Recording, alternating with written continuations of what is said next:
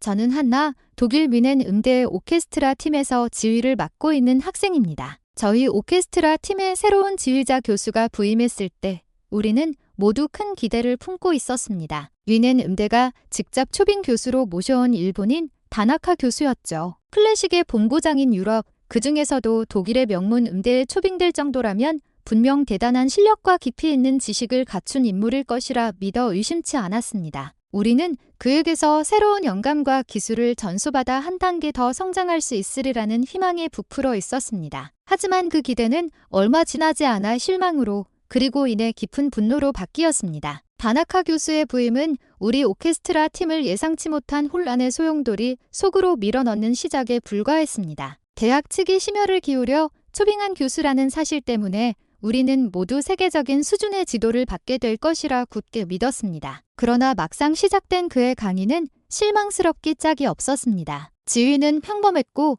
꼭 해석은 독창성은커녕 깊이조차 느껴지지 않았습니다. 혹시 우리가 너무 큰 기대를 한 탓일까 자책하며 그의 이력을 다시 살펴보았지만 세계적인 콩쿠르에서 입상한 경력은커녕 이렇다 할 만한 성과조차 찾아볼 수 없었습니다. 실망감은 여기서 그치지 않았습니다. 그를 향한 감정이 경멸로 바뀌게 된 결정적인 이유는 따로 있었습니다. 그는 오케스트라 지휘나 연주와 관련된 강의 시간만 되면 뜬금없이 한국에 대한 이야기를 꺼내기 시작했습니다. 단순한 잡담 수준이 아니었습니다. 강의 시간의 절반 이상을 할애하여 한국을 폄하하고 비난하는 데 열을 올렸습니다. 한국은 가난하고 미개한 후진국입니다. 길거리에는 도둑이 들끓고 제대로 된 문화라고는 찾아볼 수 없는 곳이죠.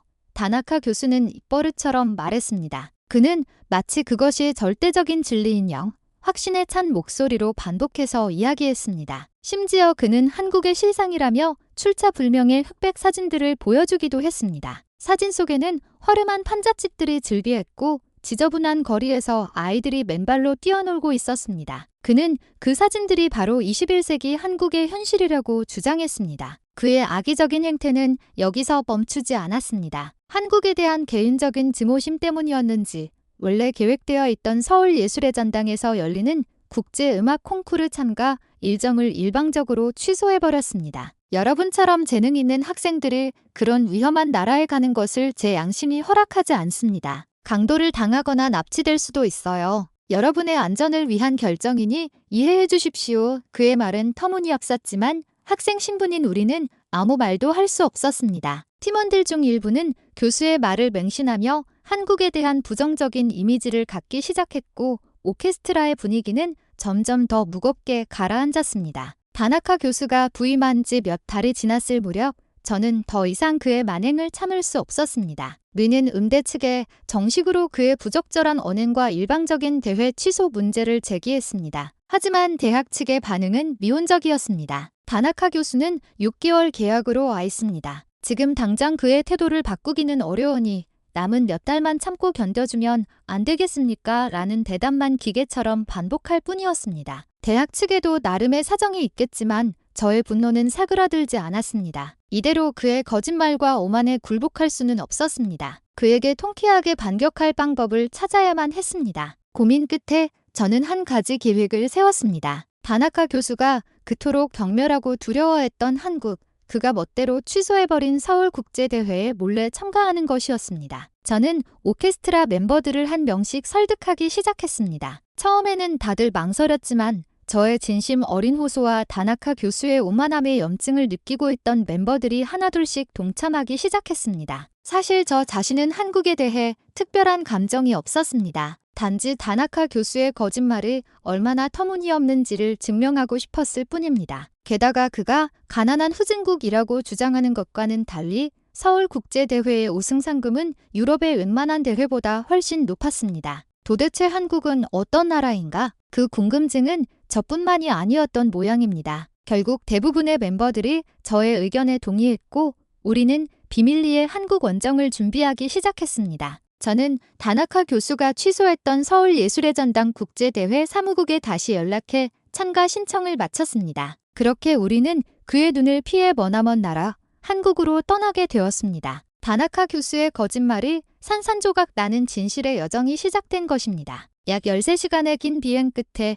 인천국제공항에 도착한 우리는 게이트를 나서자마자 눈앞에 펼쳐진 광경에 할 말을 잃었습니다. 다나카 교수가 지겹도록 말했던 가난하고 텅 빈 후진국 이 모습은 어디에도 없었습니다. 공항은 그야말로 인산인해를 이루고 있었고 그중 절반 이상이 서양인 관광객처럼 보였습니다. 그들은 자연스럽게 우리에게 한국어로 안녕하세요라며 인사를 건넸습니다. 우리는 어리둥절한 표정으로 고개를 끄덕일 수밖에 없었습니다. 한국은 너무 가난해서 외국인 관광객은 거의 찾아볼 수 없다던 다나카 교수의 목소리가 귓가에 맴돌았지만 눈앞의 현실은 그의 주장을 정면으로 반박하고 있었습니다. 공항 곳곳에서는 유창하게 혹은 서툴게 한국어를 구사하는 외국인들을 쉽게 만날 수 있었습니다. 단순한 관광객뿐만 아니라 한국어를 배우기 위해 유학 온 학생들도 많아 보였습니다. 만약 한국이 정말로 가난하고 볼품없는 나라라면 이토록 많은 외국인들이 이 나라의 언어를 배우기 위해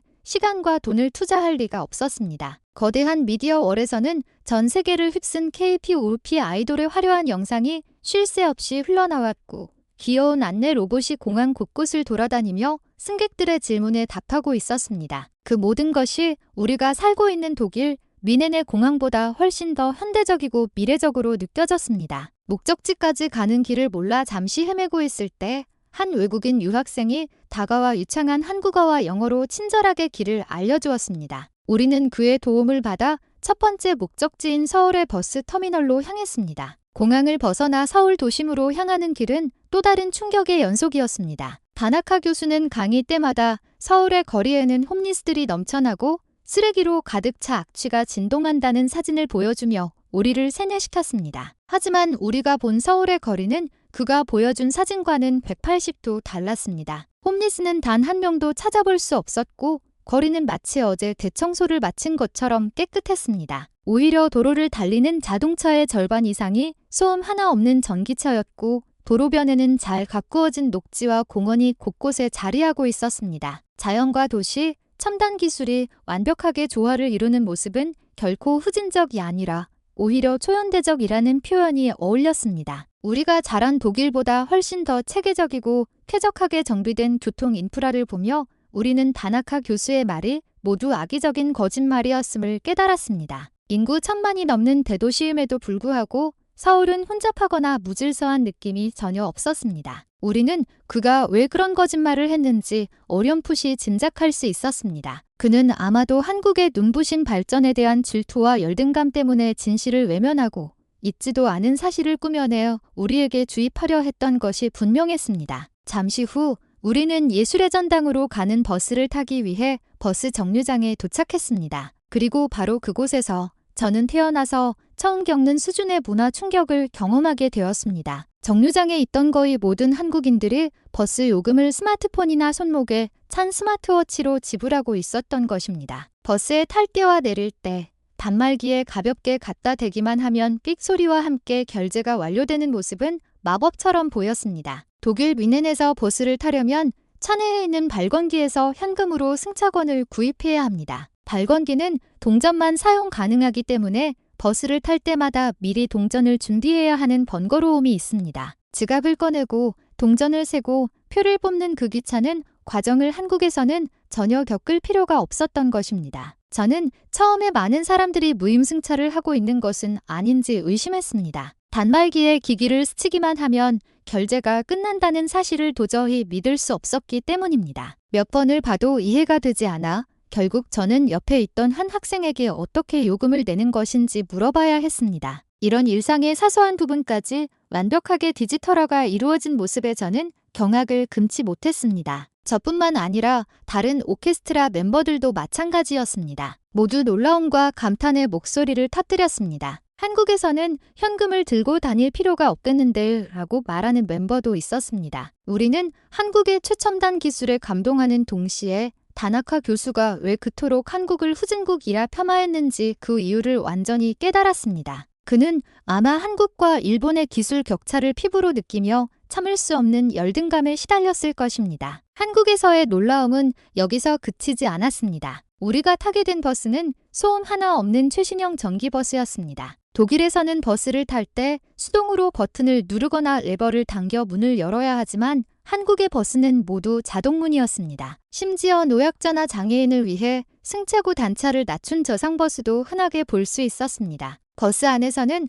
다음 정류장을 알리는 안내 방송이 한국어뿐만 아니라 영어, 중국어, 일본어로까지 흘러나왔습니다. 가장 충격적이었던 것은 버스 안에서 무료로 제공되는 초고속 5G 와이파이였습니다. 독일에서는 상상도 할 수 없는 속도였습니다. 이동 중에도 끊김없이 메시지를 주고받고 고화질 동영상을 시청하는 것이 가능했습니다. 이전에 연주 여행으로 한국에 가본 적이 있다는 한 멤버는 그때와는 비교도 할 수 없을 정도로 모든 것이 발전했다고 혀를 내둘렀습니다. 모든 사람이 쾌적하고 편리하게 목적지까지 이동할 수 있도록 세심하게 배려한 시스템. 그것을 너무나도 당연하게 누리고 있는 한국인들이 진심으로 부러워지는 순간이었습니다. 예상보다 훨씬 쾌적했던 버스 이동을 마치고 우리는 목적지인 예술의 전당 근처 버스 터미널에 도착했습니다. 이곳 야역 광장에서 콩쿠르 전날 리허설이 예정되어 있었습니다. 리허설 시작까지는 아직 시간이 좀 남아 있었기에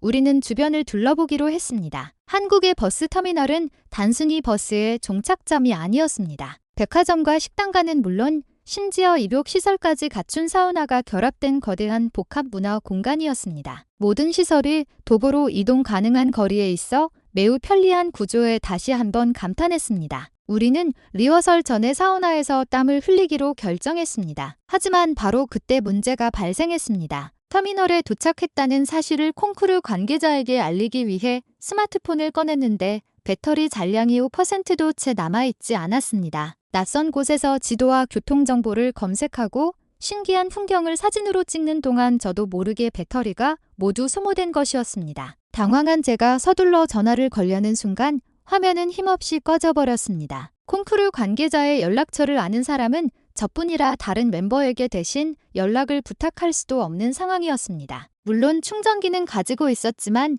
공공장소인 버스 터미널에서 마음대로 콘센트를 사용할 수는 없는 노릇이었습니다. 어찌할 바를 몰라 발을 동동 구르던 저는 일단 근처에 있는 한국인에게 콘센트를 사용할 만한 장소가 있는지 물어보기로 했습니다. 바로 그때 근처 벤치에 앉아있던 한 한국인 학생이 저에게 말을 걸어왔습니다. 무슨 문제라도 있으세요? 도움이 필요해 보이는데요. 그는 제가 당황하는 모습을 보고 먼저 다가와 준 것이었습니다. 영어를 매우 유창하게 구사하는 그 학생에게 상황을 설명하자 그는 걱정 말라는 듯 미소를 지으며 우리를 터미널 한쪽 구석으로 안내했습니다. 그리고 그곳에 펼쳐진 광경에 우리는 또다시 우리 눈을 의심해야 했습니다. 수십 개의 무선 충전기가 설치된 스마트 버스 정류장이 있었고 누구나 무료로 이용할 수 있었습니다. 이미 많은 사람들이 그곳에서 스마트폰을 충전하고 있었습니다. 심지어 몇몇 사람들은 무선 충전기 위에 자신의 스마트폰을 올려놓은 채 다른 곳에서 휴식을 취하고 있었습니다. 저는 눈을 비볐습니다. 상식적으로 뮌헨에서 이런 시설을 만든다는 것은 상상조차 할 수 없는 일이었습니다. 만약 이런 곳이 있다면 5분도 채 되지 않아 그곳에 있는 모든 무선 충전기와 스마트폰은 도둑맞고 말 것입니다. 다나카 교수가 한국은 도둑이 들끓는 나라라고 했던 말이 떠올랐지만 눈앞의 현실은 그의 말을 비웃고 있었습니다. 대부분의 사람들은 너무나도 당연하다는 듯이 충전기 위에 자신의 스마트폰을 올려놓고는 곧바로 자리를 떠나 근처 벤치에 앉아 책을 읽거나 카페에서 차를 마시며 여유롭게 충전이 끝나기를 기다리고 있었습니다. 제 뒤에 있던 오케스트라 멤버들도 이 광경을 보고는 혼란스러운 목소리를 냈습니다. 자신들의 상식을 뒤엎는 최첨단 시설과 경이로운 수준의 치안에 놀라 웅성거리기 시작한 것입니다. 뮌헨에서는 길거리 상점조차 상품 진열대 전체에 자물쇠를 걸어놓습니다. 그래서 원하는 물건이 있으면 일일이 점원을 불러 꺼내달라고 해야 합니다. 그만큼 절도와 범죄가 일상적으로 일어난다는 뜻입니다. 하지만 한국에서는 절도나 범죄가 비일상적인 사건인 것 같았습니다. 사람들은 마치 누군가 자신의 물건을 훔쳐갈 리 없다는 듯이 행동하고 있었습니다. 이것은 독일이나 다른 유럽 국가들과는 근본적으로 시민의식이 다르다는 것을 의미했습니다. 심지어 정류장 한쪽에 마련된 공중화장실은 5성급 호텔처럼 깨끗했고 클래식 음악이 흘러나왔으며 모든 칸에는 비데가 설치되어 있었습니다. 지저분하고 냄새난다던 다나카 교수의 말은 또다시 거짓으로 판명되었습니다. 놀라움 속에서 불과 20분 만에 제 스마트폰은 완전히 충전되었습니다. 공용 무선 충전기임에도 불구하고 고성능 제품이 설치되어 있었던 것입니다. 우리는 이 장소를 알려준 학생에게 진심으로 감사하며 다음 날 열릴 오케스트라 콩쿠르 티켓을 선물로 건넸습니다. 그는 대단한 일을 한 것도 아니라는 듯 겸손하게 사양하다가 우리의 성의에 못 이겨 깊이 고개를 숙여 감사를 표하고는 상쾌한 미소와 함께 자리를 떠났습니다. 무사히 콩쿠르 관계자와 연락을 마친 저는 안도의 한숨을 내쉬었습니다. 그때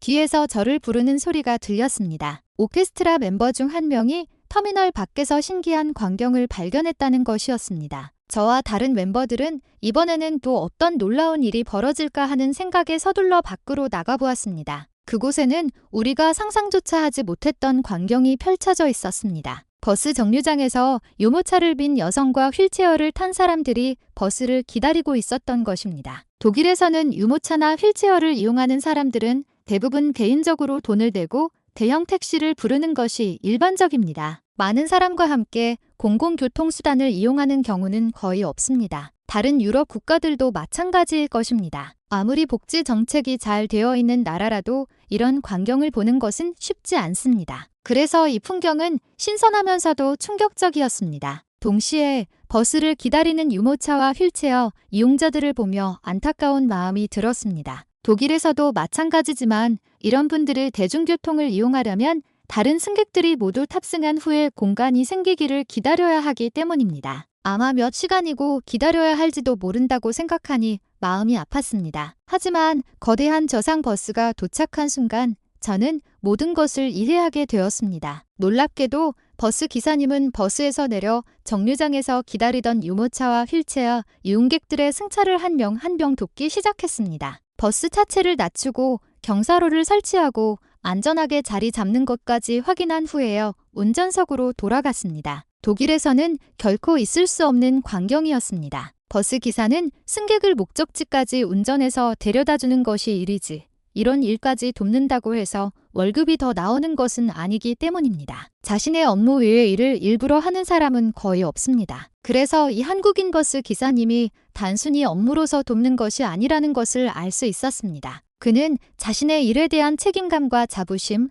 그리고 약자에 대한 배려심에서 우러나와 아무런 대가 없이 그들을 돕고 있었던 것입니다. 더욱 감명받은 것은 다른 승객들의 태도였습니다. 휠체어를 탄 승객이 버스에 타기 위해 경사로를 준비하고 좌석을 조정하는 등 시간이 꽤 걸렸지만 누구 하나 불평하는 사람이 없었습니다. 그저 조용히 너무나도 당연하다는 듯이 기다리는 사람들의 모습은 깊은 인상을 남겼습니다. 만약 독일이나 다른 유럽의 선진국이었다면 출발 시간이 지체되는 것에 대해 누군가는 분명히 불평을 터뜨리거나 짜증 섞인 표정을 지었을 것입니다. 하지만 한국 사람들은 누구 하나 찡그리는 사람 없이 묵묵히 기다리고 있었습니다. 그 높은 시민 의식에 저는 다시 한번 경악했습니다. 승객 중에는 어린아이를 데리고 있거나 아기를 안고 있는 사람에게 직접 다가가 자리를 양보하는 모습도 볼 수 있었습니다. 우리는 한국에서 처음으로 대중교통을 이용했지만 이것은 단순한 이동수단이 아니었습니다. 공통의 도덕의식을 가진 사람들이 신체가 부자유스러운 사람이나 약한 입장의 사람들을 배려하고 서로 돕는 정정이라는 문화가 살아 숨쉬는 공간이었습니다. 다른 어떤 선진국도 흉내낼 수 없는 이 광경에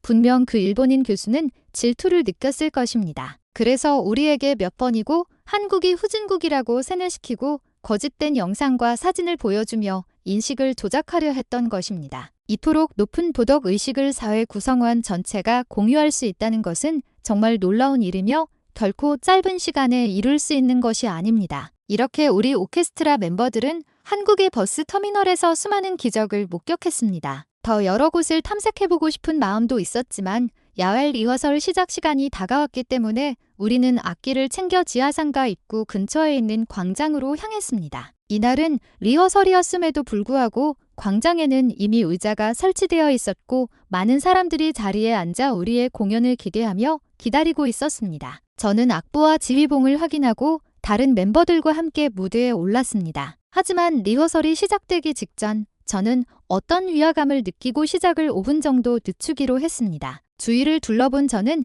그 위화감의 정체를 깨달았습니다. 야외 콘서트임에도 불구하고 주위에는 경찰관이나 우리를 지켜줄 경호원이 단 한 명도 없었던 것입니다. 독일에서는 야외에서 이런 콘서트를 열 때 특별히 요청하지 않아도 경비원이나 경호원이 배치됩니다. 관객이 난입하거나 고가의 악기를 도난당하는 것을 막기 위해서입니다. 한국의 치안이 좋고 안전한 나라라는 것은 이곳에 와서 직접 눈으로 보고 잘 알게 되었지만 아무리 그래도 경비원이 단 한 명도 없다는 것은 이해할 수 없었습니다. 우리는 다음 날 대회를 앞두고 있고 소중한 악기에 무슨 일이라도 생기면 돌이킬 수 없는 일이기 때문입니다. 이 유례없는 사태에 저는 조금 화가 난 체로 대회 관계자를 호출했습니다. 그리고 왜 경비가 이렇게 허술한지를 따져 물었습니다. 하지만 저의 태도와는 정반대로 한국인 대회 관계자는 크게 웃으며 대답했습니다. 여기는 독일과 다릅니다. 관객이 난입하거나 악기를 훔쳐가는 일은 절대로 없으니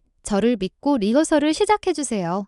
이 말을 듣고도 저는 믿을 수 없었지만 시간이 촉박했기 때문에 어쩔 수 없이 불안감을 아는 채 지휘봉을 들었습니다. 리허설은 약 30분간 진행되었고 다행히 관객이 난입하는 일 없이 연주는 순조롭게 진행되었습니다. 마지막 곡이 무사히 끝나고 제가 안도의 한숨을 내쉬는 순간이었습니다. 연주를 듣고 있던 관객들이 일제히 자리에서 일어나 우리에게 기립박수를 보냈습니다. 심지어 그중 대표 몇 명은 꽃다발과 함께 커피, 그리고 김밥과 떡볶이 같은 한국 음식을 들고 우리에게 다가왔습니다. 그리고 우리의 연주에 정말 감동했다며 몇 번이고 감사의 말을 전했습니다. 이 예상치 못한 서프라이즈에 제 눈에서는 저도 모르게 눈물이 흘러나왔습니다. 그리고 제 마음속에 자리 잡고 있던 한국에 대한 마지막 선입견마저 완전히 무너져 내렸습니다. 리허설 전 저는 대회 관계자가 아무리 한국이 안전하다고 말해도 믿지 못했습니다. 불평까지 늘어놓았습니다. 이렇게 우리의 연주에 감동하고 기뻐해준 사람들을 앞에 두고 결국 마지막까지 의심하며 지휘봉을 흔들었던 제 자신이 너무나도 부끄러웠습니다. 결코 최고의 연주라고 할 수는 없었음에도 불구하고 한국 사람들은 이렇게 기뻐해주고 심지어 수많은 간식까지 준비해 주었습니다. 다른 멤버들도 저와 같은 마음이었을 것입니다. 저처럼 눈시울을 붉히는 모습이 보였습니다. 한국은 다른 어떤 선진국과도 달랐습니다. 우리의 상식을 뒤엎는 일들뿐이었습니다. 꿈에서나 볼 법한 완벽한 치안과 사람들이 서로를 위하는 따뜻한 정이 넘치는 나라. 저는 그저 감동의 눈물을 흘릴 수밖에 없었습니다. 다른 나라에서 야외 콘서트를 하려면 수십 명의 경비원이 필요할 것입니다. 하지만 한국에서는 경비원의 존재 의의조차 없습니다. 아무도 경비가 필요하다고 생각조차 하지 않습니다. 그것은 사회 전체의 도덕의식이 얼마나 높은지를 보여주는 증거였습니다. 다음 날 우리는 본선 오케스트라 대회도 무사히 마칠 수 있었습니다. 지금은 대회가 끝난 해방감과 함께 남은 체류 기간 동안 한국을 만끽하고 있습니다. 다른 오케스트라 멤버들과 함께 관광하며 한국의 다양한 모습을 동영상으로 담고 있습니다. 왜 이런 일을 하고 있냐고요? 바로 그 거짓말쟁이 일본인 교수 다나카에게 이 영상을 보여주기 위해서입니다. 독일로 돌아가면 거짓 정보로 우리를 조종하려 했던 그에게 진실을 전하고 우리가 한국의 진짜 모습을 알게 되었다는 것을 똑똑히 알려줄 것입니다. 교수님이 질투 때문에 거짓말을 했다는 사실을 저희는 이제 모두 알고 있습니다. 라고 말입니다. 그가 이 사실을 알았을 때 과연 어떤 표정을 지을